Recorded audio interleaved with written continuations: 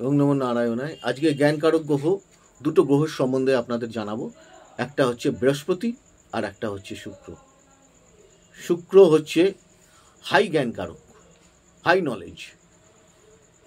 যতগুলো সায়েন্টিস্ট আছে, যতগুলো আপনার বায়ুতত্ত্ব নিয়ে পড়েছে, আকাশতত্ত্ব নিয়ে পড়েছে, অ্যাস্ট্রোনমি নিয়ে পড়েছে, অ্যাস্ট্রোলজি না অ্যাস্ট্রোনমি, যতগুলো আপনার এয়ারফোর্সে কাজ করে, প্লেন ডিপার্টমেন্ট যারা পাইলট, তাদের ক্ষেত্রে শুক্রকে খুব ভালো হতে হয়।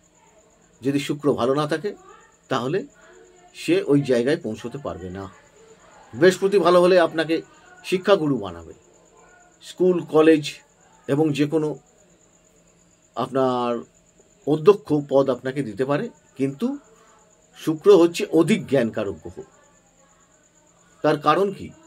তার কারণ হচ্ছে, দেখুন, মৃত সঞ্জীবিনীটা একমাত্র শুক্র গ্রহেরই জানা ছিল, বৃহস্পতির কিন্তু জানা নেই।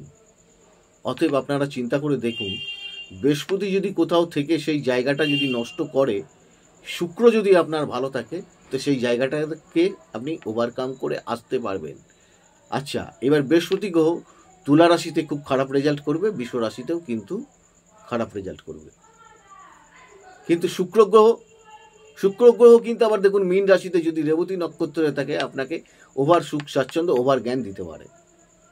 আবার ধনু রাশিতেও যদি সেটা নবম হয়, দশম হয়, তাহলে আপনাকে আরও লাভবান করতে পারে জ্ঞানের দিক থেকে। এটা হচ্ছে অন্তর্জগতের জ্ঞান আর বাহ্যিক জগতের জ্ঞান, দুটোই কিন্তু এই শুক্র প্রদান করে থাকে।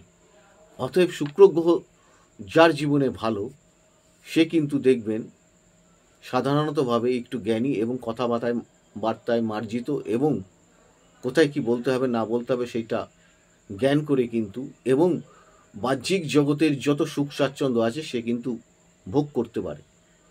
বৃহস্পতিও দেয়, কিন্তু সেটা সীমিত। বৃহস্পতির হাতে রয়েছে অল্প এবং শুক্রের হাতে রয়েছে হিউজ পরিমাণে।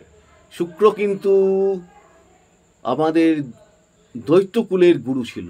দৈত্যদের কীরকম সুখ স্বাচ্ছন্দ্য ছিল, কেমন সুখ ঐশ্বর্য ভোগ করত, একটু মাইন্ডে নেন, মনে নেন এবং বুদ্ধিটাকে খাটান, তাহলেই বুঝতে পারবেন।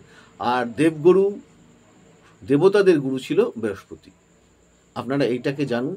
অতএব বাহ্যিক সুখ যারা চাইছেন তাদের ক্ষেত্রে শুক্র গ্রহ যদি ভালো থাকে, যারা আপনার সায়েন্স নিয়ে পড়তে চাইছেন তাদের ক্ষেত্রে শুক্রকে ভালো হতে হবে এবং বৃহস্পতিও ভালো হতে হবে, আর ওর সঙ্গে রাহু গ্রহকেও ভালো হতে হবে।